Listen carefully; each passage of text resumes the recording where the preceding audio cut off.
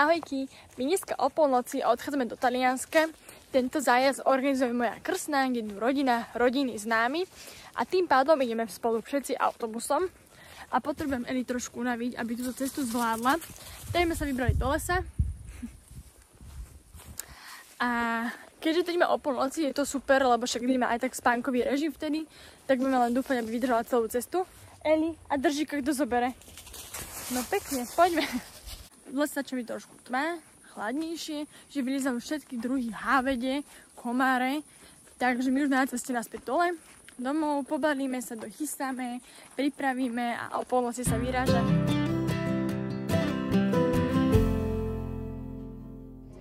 Pred pol hodinkou sme prišli, teraz tu sedíme jak bezďačí úplný. Segríš. A čakáme o 9:00, kedy nás pustia do apartmánov, kde sme sa mohli ubytovať a potom sa im skúpať ďalej.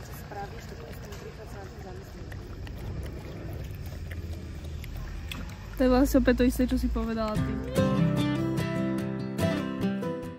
Pali, ukáž, ako robí rybička. Rukami. Rukami, ako robí rybička. Klaudy, ako robí rybička. Ukáž, ako robí rybička. Ne, takto si to neukávala. Ukáž. Neviem. Obedy sme si je varili, robili sme si takéto mäsko, cestoviny aj polievku, ale chodili sme sa nájsť samozrejme aj takam do mesta.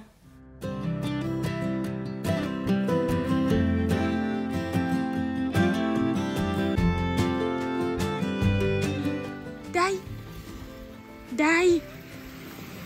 Slalom.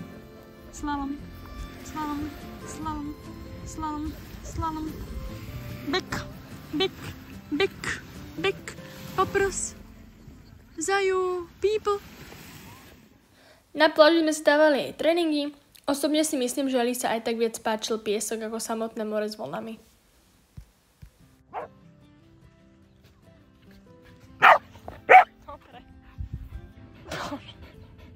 Ty špinďur, poď. Je neskutočné, ako sa snažíme doma unaviť psa, či už prechádzkou v prírode, tréningom alebo podobnými vecami. A tu je stačila naozaj iba chvíľka pri vode a hlavne tá na piesku a takto ju večer vyplo. Tak, my sa s Klaudiou opalujeme. Eli do bazéna ísť nemôže, takže len čekuje túto jednu loptičku. A oni tu cvičia, teda snažia sa o to.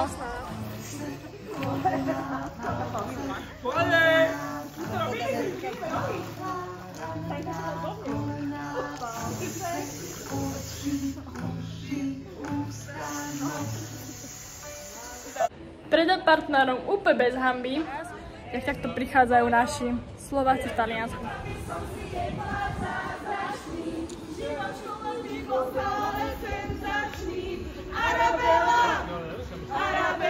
Štyria sú rodiny, ide dopredu.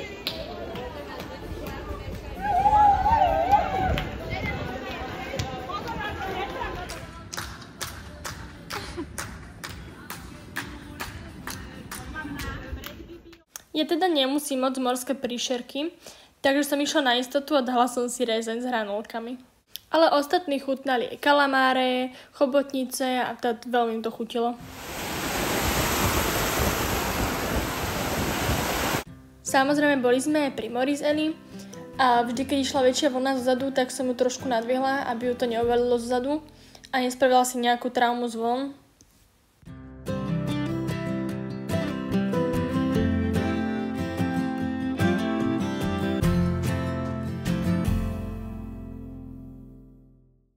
V stredu by sme chceli ísť na Platenú pláž, malo by po dobre počasie, ale nemuselo by toľko kúkať a tým, že nebude tak páliť slnko, tak aj Eli bude spokojnejšia.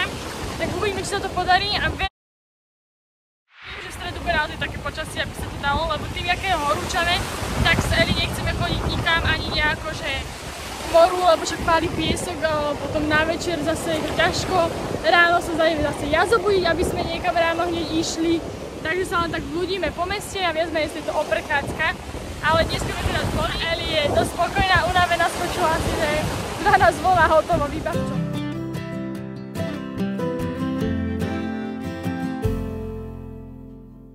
Ono to aj písne, počkaj. Ono to aj píska. OK. Jaké krásne.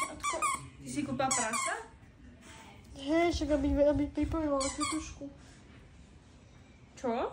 Aby pripomínala tetušku jej. Jak myslíš? Ty si dá tetuška. Hej, ja viem. Neumôž sa. Ona by s tebou nešla, však ty by si išla sa na prechádzku za ten deň. Pri večernej prechádzke mestom sme sa zastavili aj na virtuálnej realite a najviac sa teda užila moja mama.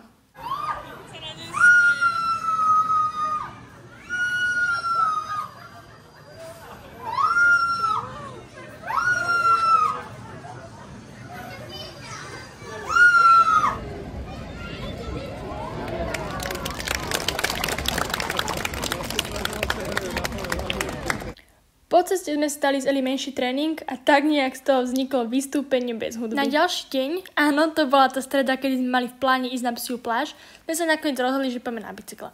Eli sme zobrali do takého vozíka s tým, že nemohla moc behať kvôli jej labkám, keďže mala plusgiriky, tak sme to vyriešili touto cestou. Bicykle sme si požičali na 5 hodín, stálo to 35 € za 2 bicykle a jeden vozík pre psa. Odviezli sme sa až k majaku, kde sme si pozreli, chvíľku pokecali, posedeli a následne sa chceli previesť kompou do Líňana. Lenže kompa trvala strašne dlho, keďže bol tam už rad ľudí, presne kvôli tomu počasiu. Takže ako sme si povedali, že nebudeme toľko čakať a poďme sa len tak voziť a pozerať po okolí. Voda. Zapí sa.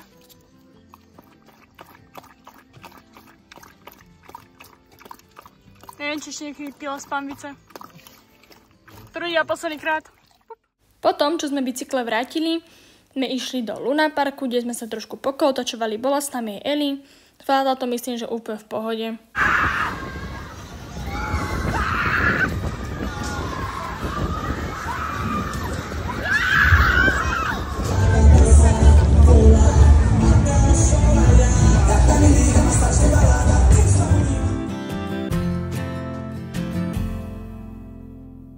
Náš predposledný deň sme si požičali golfový vozík a išli sme sa povoziť po Bibione.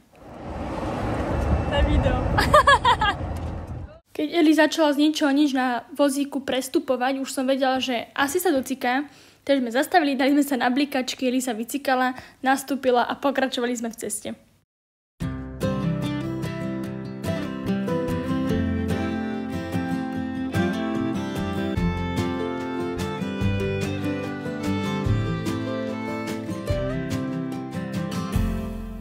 My už pobalení, oddychnutí, vyrážame na cestu domov. Cesta bude trvať asi 7 hodín, ale Eli sa hneď usalášila, takže myslím, že nám to rýchlo ubehne.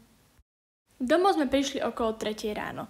Takže teraz šup rýchlo do postele, dospať autobusový spánok a vidíme sa pri ďalšom videu. Ahojte!